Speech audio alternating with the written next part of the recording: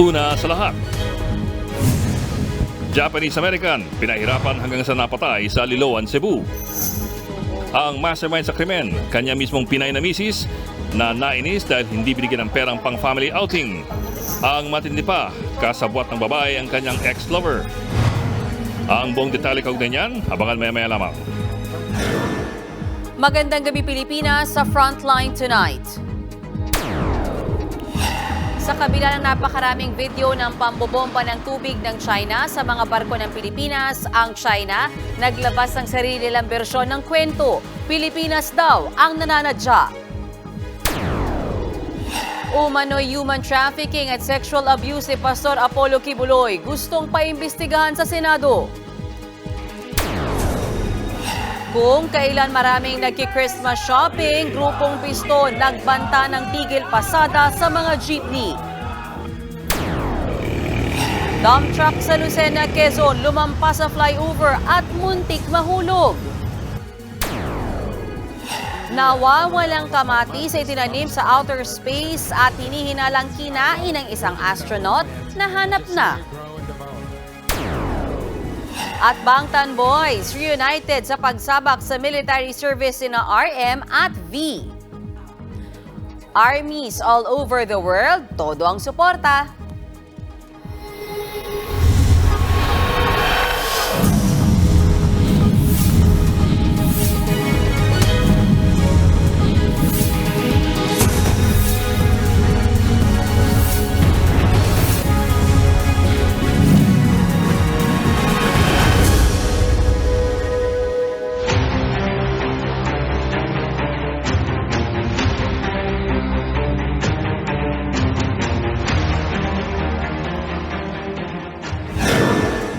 Mainit ang tensyon sa West Philippine Sea dahil sa sunod-sunod na pambobomba ng tubig, pagbuntot at pagbangga ng China sa mga barko ng Pilipinas.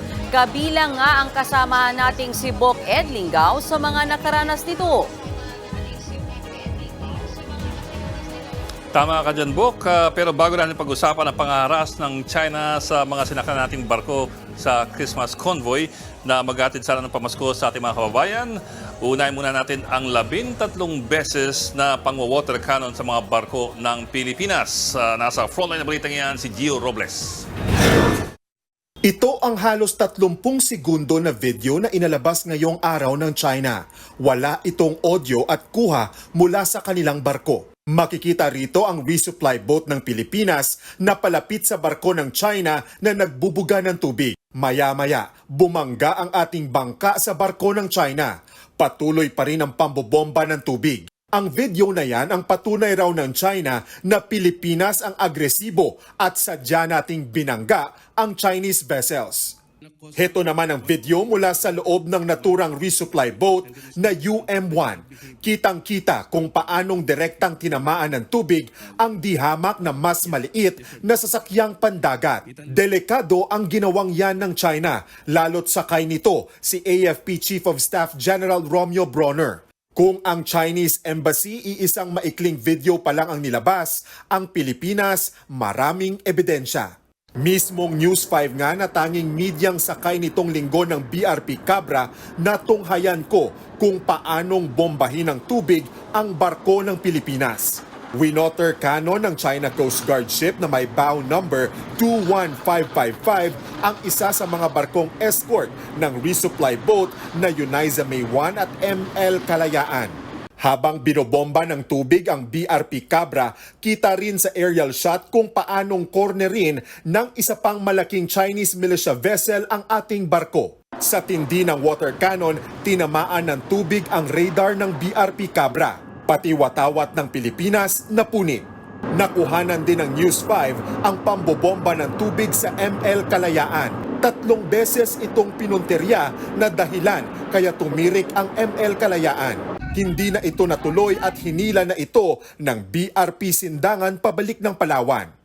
Bagaman pasok sa ating exclusive economic zone ang Ayungin Shoal, patuloy na ginigiit ng China na kailanman hindi ito naging bahagi ng ating teritoryo kaya walang legal na basihan ng Pilipinas para angkinin ito. Sa huli, success ang UNIZA May 1 sa paghahatid ng supply sa BRP Sierra Madre sa Ayungin Shoal. Bago yan, 8 insidente naman ng pang-water cannon ang naranasan ng mga barko ng Bureau of Fisheries and Aquatic Resources o BIFAR mula sa kamay ng China Coast Guard. Sa lakas ng impact, nasira ang radar monitoring ng isa nating barko. Before po, hindi lang sila, naka-shadow lang. Pero ngayon, kahit na distribute na tayo ng mga gas, na mga ano natin para sa mga fishermen, nagbumombo na sila ngayon ng water cannon. Bukod sa water cannon, ayon sa Philippine Coast Guard, nasa 15 beses na gumawa ng delikadong maneuver o pagdikit ang mga barko ng China. Nagresulta yan sa sirang railing ng BRP Dato Bangkao. Nayupi rin ang starboard hull ng barko. Hindi naman po na-apektuhan yung operations, pero delikado po yung pagbanggang yon kasi maaari pong mabutas yung barko natin na pwede pong ikalubog.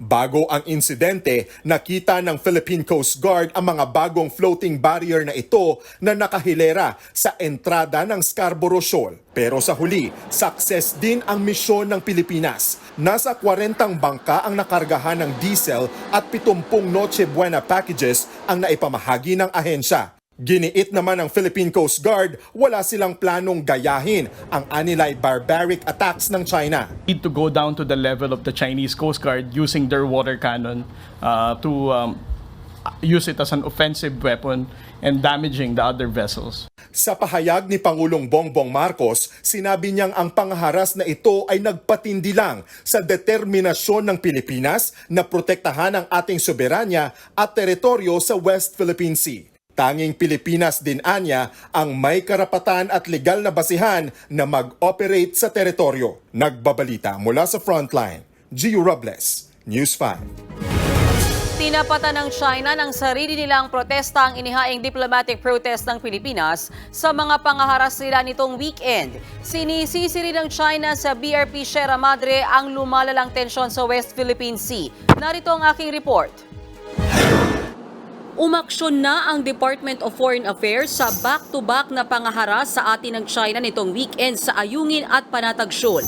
Ang sagot dyan ng ahensya, diplomatic protest at demarche o political protest. Pero protesta rin ang ipinantapat ng China. Ayon kay Chinese Foreign Ministry spokesperson Mao Ning, responsibilidad ng Pilipinas ang paulit-ulit na emergency sa Rinay Reef o Ayungin Shoal. Ugat daw nito ang pagmamatigas ng Pilipinas na huwag alisin ang illegal nilang nakaposte roon na BRP Sierra Madre. Gayun din ang pagpupumilit ng Pilipinas na permanenteng maokupa ang lugar.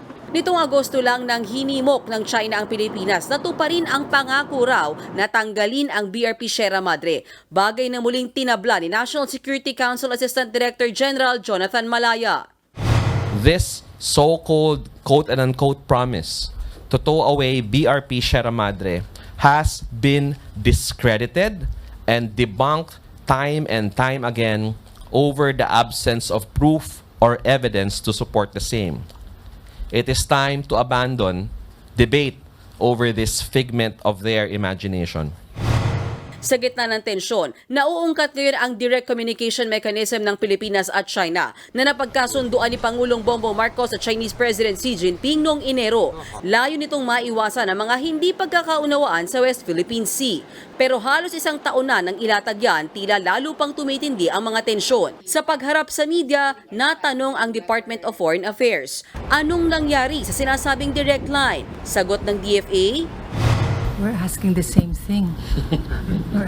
Because there is a dissonance between what is being said and promised between what's happening in the waters. sa paulit-ulit nating protesta na paulit-ulit ding dinidedma ng China, panahon na raw para ideklarang persona non grata si Chinese Ambassador to the Philippines, Wang Xilian. Pati mga senador, pabor na palayasin sa Pilipinas ang Chinese envoy. Ang message ko kay Ambassador Wei Chala, di puhaw. Okay. Ha? Umuwi ka na, hindi ka mabuti dito sa atin. Namumuro na talaga yung ambassador ng China, lalong-lalo na sa Senado. So baka mas maganda siguro na mas pwede silang magpadala na mas maayos yung mas madaling kausapin. Pinag-iisipan naman daw ng DFA ang pagdeklarang persona non grata sa Chinese envoy.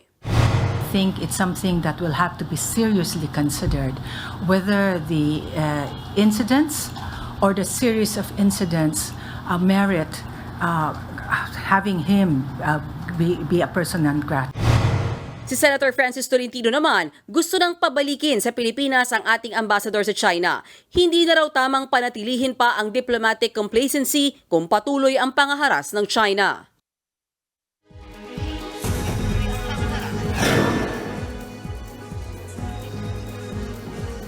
At napaatras ang sinasakan nating Christmas convoy na papunta dapat sa Ayungin Shoal at Lawak Island para magatid ng pamaskong ayuda.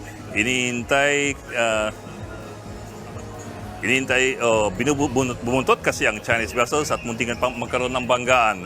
May karga pa namang mga missile ang isa sa mga Chinese Navy ships. Na itong ating report.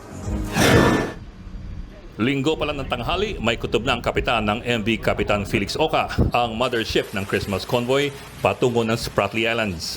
Ang tatlong Coast Guard escorts ng kanyang barko biglang naging isa na lang dahil pinulaut ang dalawang escort para sa klolohan ng binomba at binanggang ML Kalayaan. That means we're the most advanced ship right now.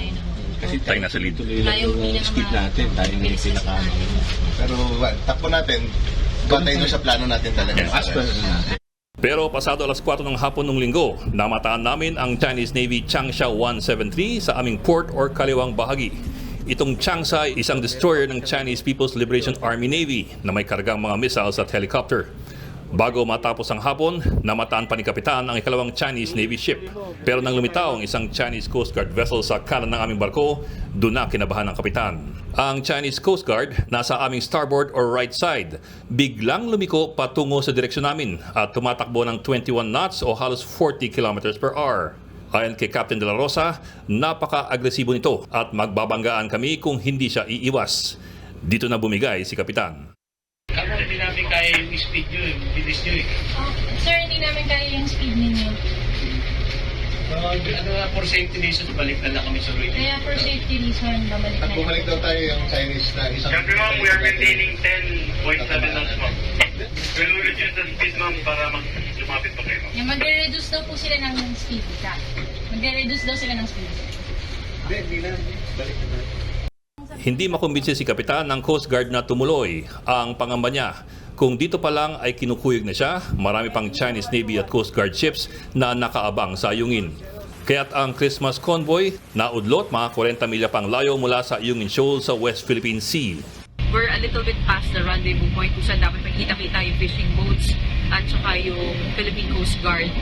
Pero ang banggit ay may nakaabang, mas marami pa raw, malapit sa may Sabina Shoal. Kaya nag-decide na nga si Captain na huwag na i-risk ang safety ng lahat. Ang concern ni Captain George de la Cruz, it's almost nightfall, you can see the sunset there, palubog na ang araw.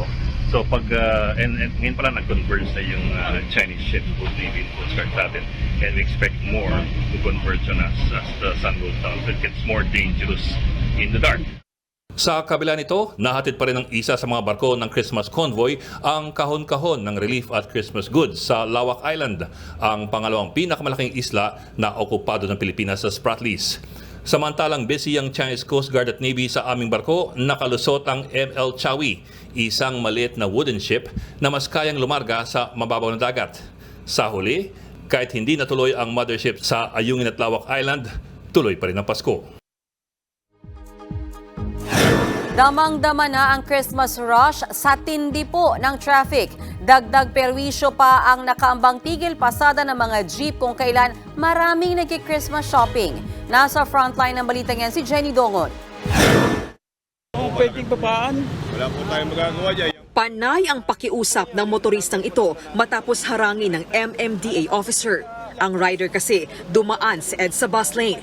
Paliwanag niya, unang beses lang siyang nadaan sa EDSA dahil taga Lucena, Quezon pa siya. Pero di siya pinagbigyan. Ang motorista namang ito, nagdadahilan pa. Sa Bilao lang sir, di naman ang alam ko, 5,000 minsan yan eh. Hindi ako lalabas dyan. Pero nang ipakita ng MMDA ang pruweba na nasa bus lane siya, di na siya kumibo. Maging ang tauhan ng Philippine Coast Guard na papasok pa lang sa trabaho at isang pulis walang takas sa mata ng MMDA. Kasabay ng pagbabantay sa EDSA busway, nagsagawa ng clearing operations ang MMDA sa mga itinalagang mabuhay lanes sa Metro Manila. Ito yung mga kalsadang itinalaga bilang alternatibong ruta kapag usad pagong ng trapiko sa mga pangunahing lansangan gaya ng EDSA. Sa Camias Road sa Quezon City, sinita at pinagmulta ang mga may-ari ng mga sasakyang ginawang parking lot ang mga bangketa. Hinatak naman ang van at SUV na ito. 1,000 piso ang multa ng mga attended vehicle, habang 2,000 piso naman sa mga unattended vehicle at diretso sa impounding area sa Tumana, Marikina. Sa gitna ng mga hakbang para matiyak ang tuloy-tuloy na biyahe ng mga motorista at commuter, nag-anunsyo naman ng panibagong tigil pasada ang grupong Piston mula December 14 hanggang 15. Bilang pagtutol pa rin yan sa December 31 deadline ng PUV consolidation sa ilalim ng modernization program ng gobyerno.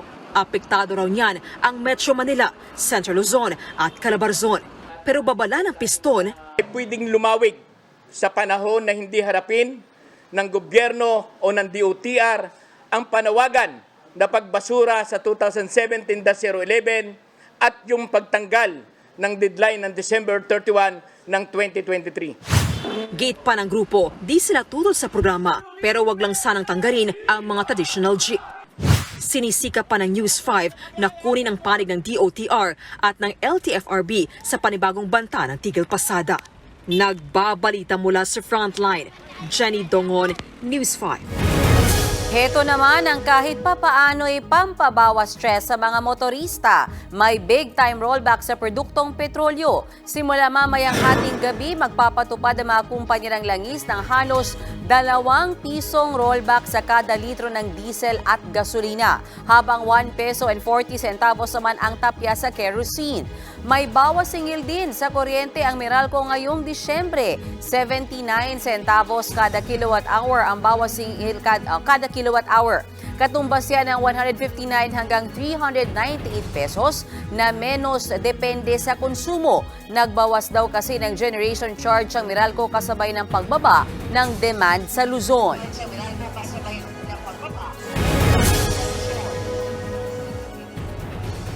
Kinuyog ng kanyang mga kabarangay ang isang lalaking inihinalang nanununog ng mga bahay sa Quezon City. 80 pamilya ang magpapaskong walang titirahan. Nasa frontline na balitang yan si Mon Gualvez. Nagngangalit na apoy ang gumising sa mga residente ng Upper Nawasa sa Barangay Commonwealth, Quezon City pasado alas 2 ng madaling araw kanina. Makikita sa ilang video na halos magkulay pula pa nga ang langit dala ng malaking sunog.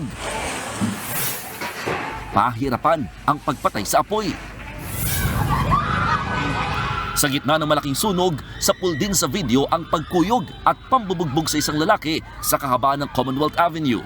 Siya ang itinuturo ng magkakapitbahay na nanunog daw sa lugar. Kulang pa, para mo na akong pinatay. Wala kami lahat. Wala na kami lahat, wala na. Wala, zero balance na ako. Nagsusunog yun. Hanggang sa police mobile, hindi mapigil ng mga residente ang kanilang sama ng loob sa inarestong lalaki na kinilalang si Alias Pilay. Kwento ng mga nasunugan, 3 beses nang nagtangka si Alias Pilay na sunugin ang kanilang bahay. Naaagapan lang daw ito dati dahil pawang maliwanag pa ng ginawa niya. Wala natira sa amin, isa. Mas, hayop ka. Ang sarap po. Ngayon ako, may baril lang ako ngayon. Barilin talaga kita, hayop ka. Iiyak-iyak naman si Alias Pilay habang sakay ng police mobile. Wala po ang pinasok po na panununog po ng bahay.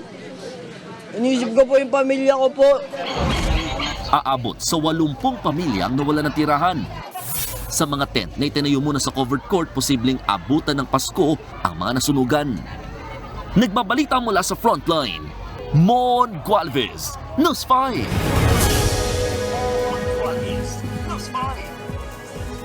Magkasangga sa trabaho bilang mga gwardiya sa Bugalyon, Pangasinan.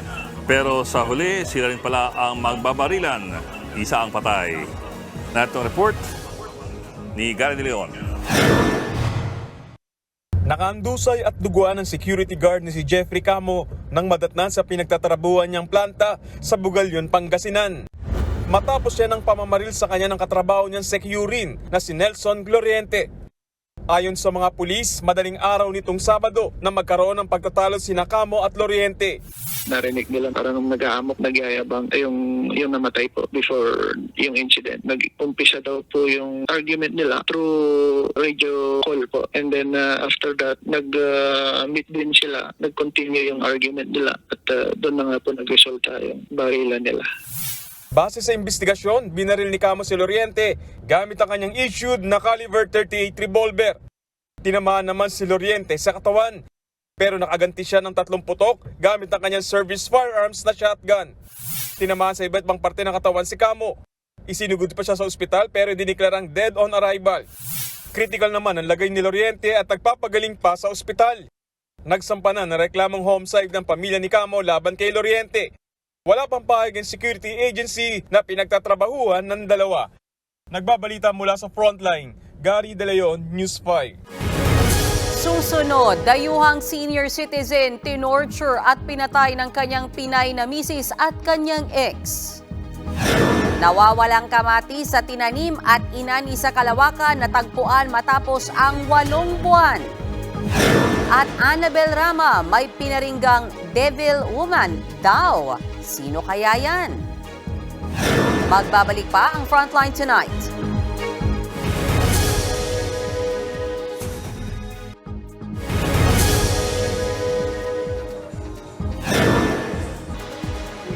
Pinahirapan hanggang sa napatay ang isang Japanese-American sa Liloan, Cebu.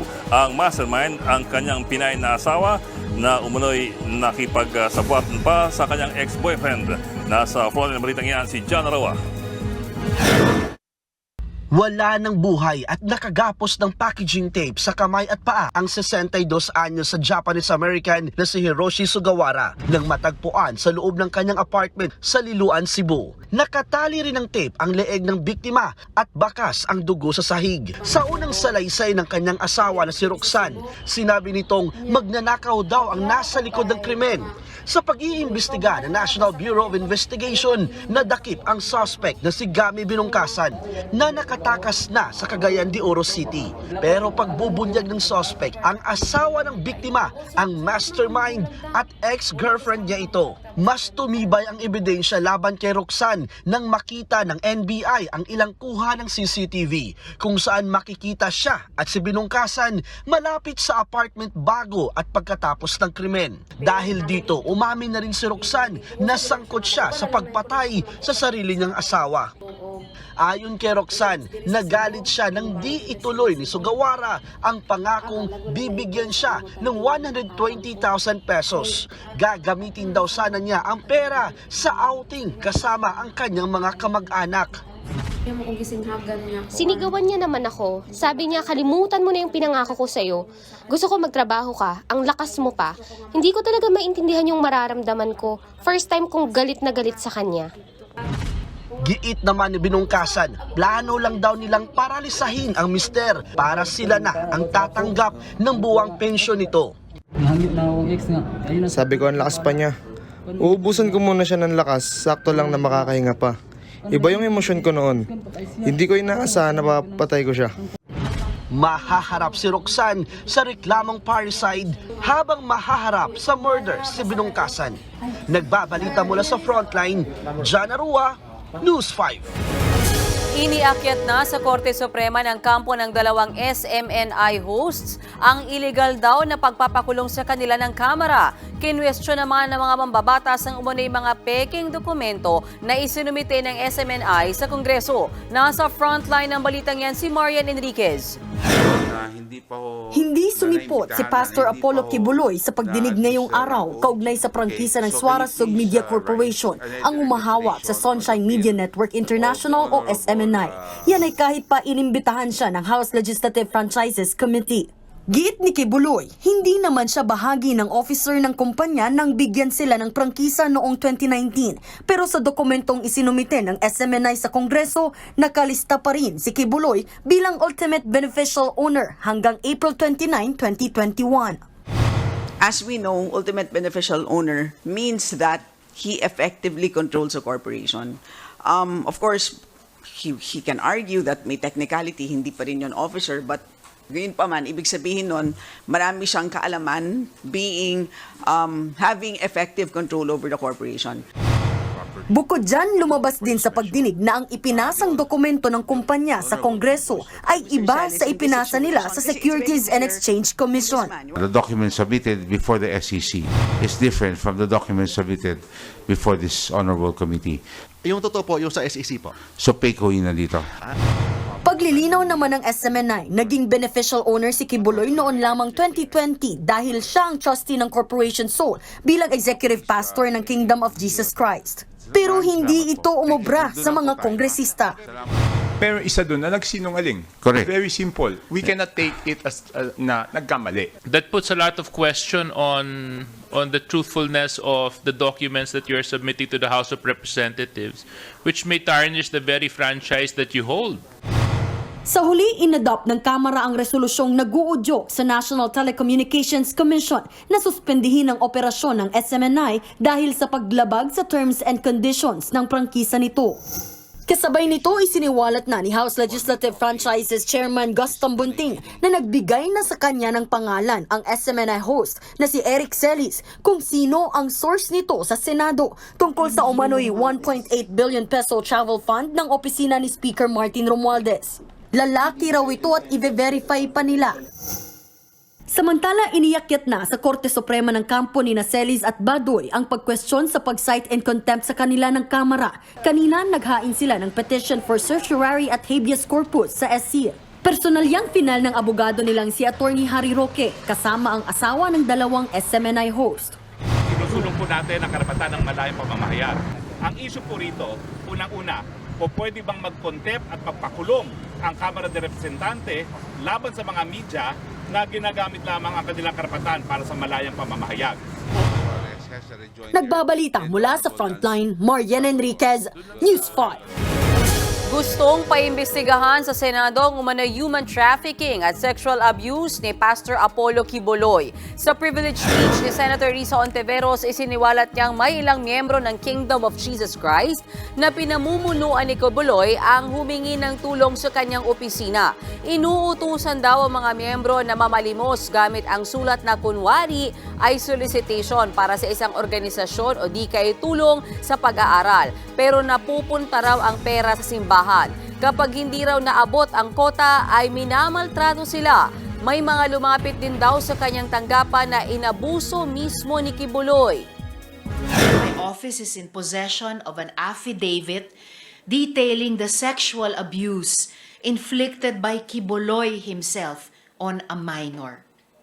My office is in direct contact with a woman who, while not a minor when the sexual abuse happened, lives with the trauma it has brought and continues to fear for her safety. Kinwestiyon muli sa Korte Suprema ang legalidad ng 125 million pesos na confidential funds ni Vice President Sara Duterte noong nakaraang taon.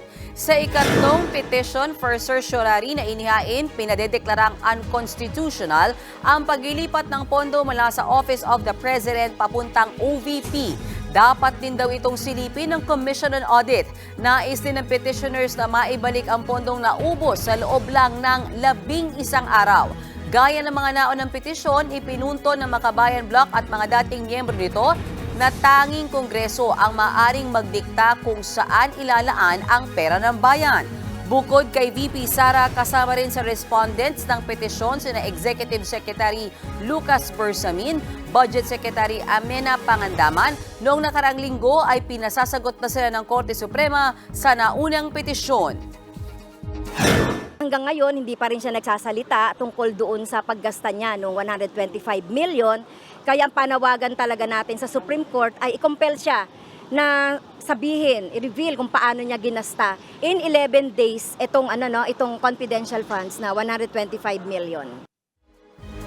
Samantala, niratipikahan na ng Senado at Kamara ang panukalang 5.768 trillion pesos na national budget para sa susunod na taon. Ibig pong sabihin, pirma na lang ni Pangulong Bongbong Marcos ang kailangan para maaprubahan ito. Sa bersyong ni-ratify ng Senado at Kongreso, tuluyan ang tinanggal ang confidential at intelligence funds ng ilang civilian agencies. Kabilang dyan ang Office of the Vice President at Department of Education na parehong pinamumunuan ni VP Sara Duterte. Dinagdagan naman ng higit 3 bilyong piso ang pondo ng Philippine Coast Guard, higit 8 bilyong piso naman ang dagdag sa Department of National Defense. Target ipaapruba kay Pangulong Marcos ang 2024 national budget bago siya bumiyahe papuntang Japan sa Biyernes.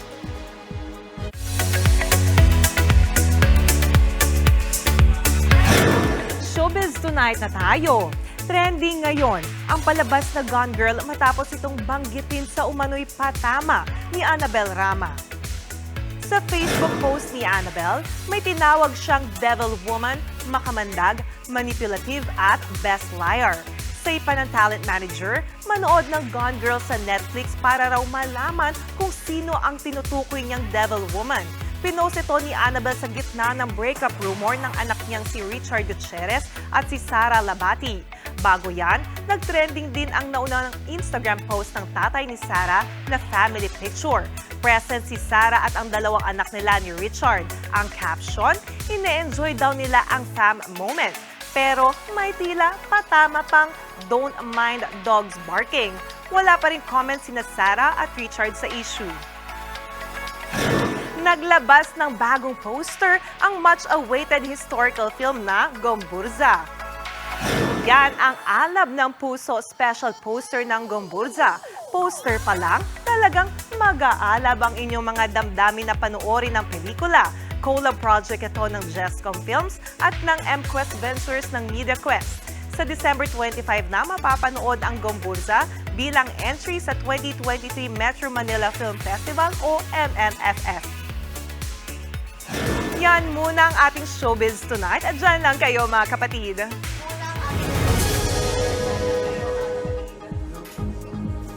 Susunod, dump truck muntikang mahulog sa flyover sa Quezon Province.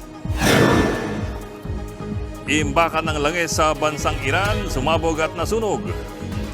At BTS Army sa buong mundo, full force ang suporta sa military enlistment ng mga miyembro. Tutok na mga kapatid dito sa Frontline Tonight.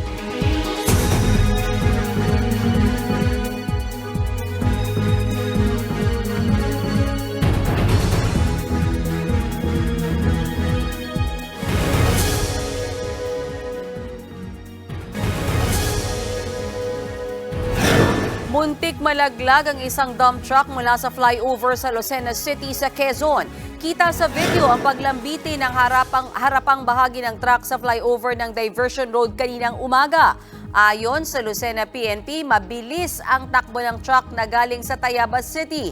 Nawalan daw ng kontrol ang driver hanggang sa bumangga ito sa barrier. Nahulog ang mga debris sa underpass kaya pansamantalang ipinasara ang kalsada na nagdulot ng bahagyang traffic. Naialis na ang truck. Ligtas naman ang driver at pahinante nito.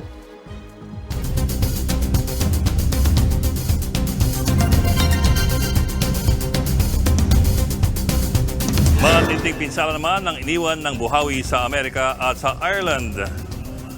Sumabog naman at nasunog ang isang oil refinery sa Iran. Yan at iba pa sa Frontline News Abroad. Matinding sunog ang sumiklab sa oil refinery na yan sa Iran. Maya-maya pa, bigla itong sumabog. Dali-dali namang rumisponde ang mga fire truck. Aabot sa 1.2 milyong litro ng langis ang nagliyab. Wala namang nasaktan o nasawi sa sunog. Sinisiyasat pa ang pinagmulan ng apoy. Sa China naman, umuulan na ng snow. Perwisyo ito para sa mga taga-Northern China. Sa kapal ng niebe, hindi mapaandar ang mga sasakyan. Tigil na rin ang operasyon ng mga tren. Wala na ring pasok sa mga paaralan. Sa Clarksville, Tennessee naman sa Amerika, buhawi ang naminsala. Sa drone footage na ito, makikitang wasak ang maraming tindahan at bahay. Pati truck tumagilid. Ang pinakamasaklap, 6 ang patay. Sinalanta rin ng buhawi ang isang village sa Ireland. Nagkanda sira-sira rin ang mga bahay. Nagtumbahan ang mga puno at nagbagsakan ang mga nakaparadang sasakyan. Wala namang napaulat na nasaktan. Nagbabalita mula sa Frontline, Brian Basa, News 5. Kung may Queen's Gambit, meron daw King's Gambit sa bansang Cuba. Sabay-sabay niyang kinalaban sa chess ang 32 manlalaro. Siya si Omar Almeida. 23 ang na-checkmate niya habang 6 ang draw at 3 lang ang nakatalo sa kanya. Ibang level ang galing ni Omar kaya naman nakuha niya ang national record bilang pinakamaraming beses na naglaro ng chess sa loob lang ng isang araw. Bukod dyan, paraan din daw ito ni Omar para hikayatin ng mga kabataan na mag-chess. Abangan, unang kamatis na tumubo sa Kalawakan pero nawala, nahanap na matapos ang 8 buwan. At Bangtan Boys, may pa-send off para kina RM at V na sumabak na sa military service. Tuloy-tuloy lang ang balitaan dito sa Frontline Tonight.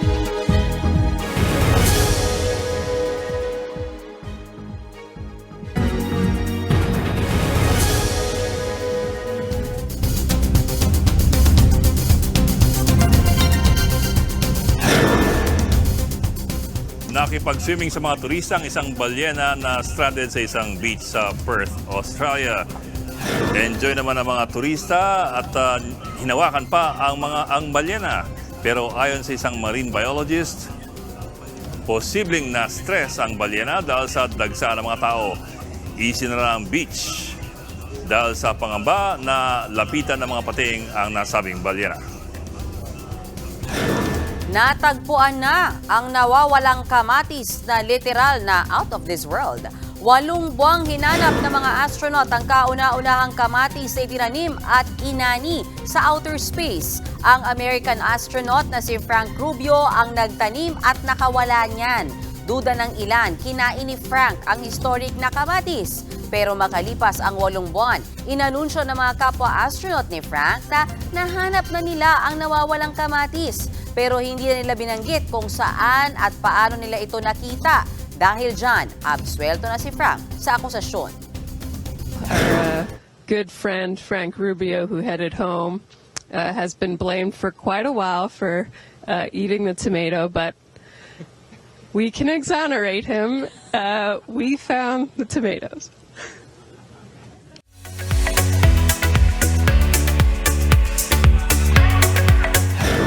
Ito ang isa pang chika, emosyonal.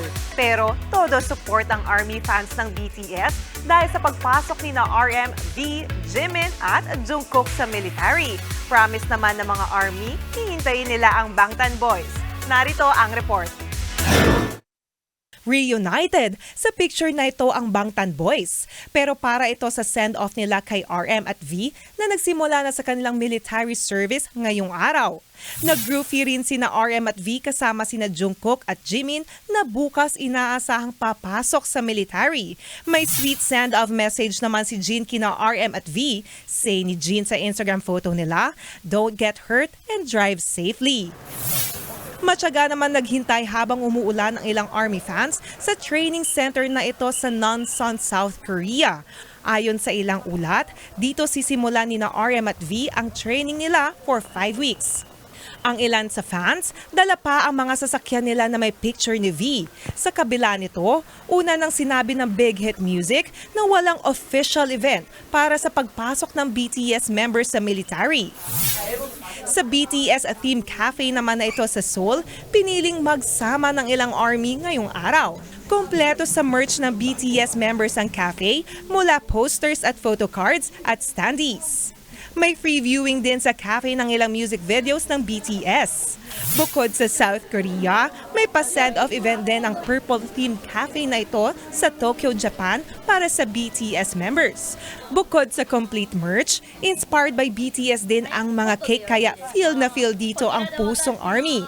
Sa kabila nito, aminadong malungkot ang ilang ARMY dahil matagal nilang hindi makakasama ang BTS. Pero una nang pinramis ni RM, sa 2025, inaasahang mag-reunite ang Bangtan Boys.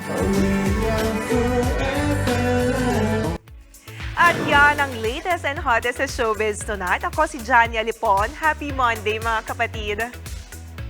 Lubos ang aking kalungkutan na ibinalita natin yung malaking pagbabago sa BTS nang wala si Sir Ed dito. Diba? Nandiyan naman. Naririnig niya ito. Para sa'yo to, Sir Ed. Oo nga. Ayan na. Nalungkot din ako doon. Diba, Sir Ed? Kailangan mo nga panoorin sa FB Live yun. Ha? O, mga kapatid, Sir Ed, Johnny, 14 days na lang po. Pasko na.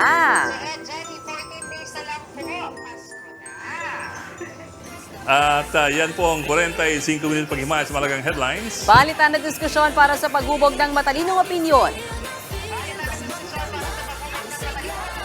Kami yung kasangga sa pagbabalita. Ako po si Mean Los Baños. Ako naman po si Adlingao hanggang sa Lunes. Teka, Lunes ngayon ah. Lunes ngayon. Hanggang sa susunod bukas. newscast. Magandang gabi. Magandang gabi. Tara na at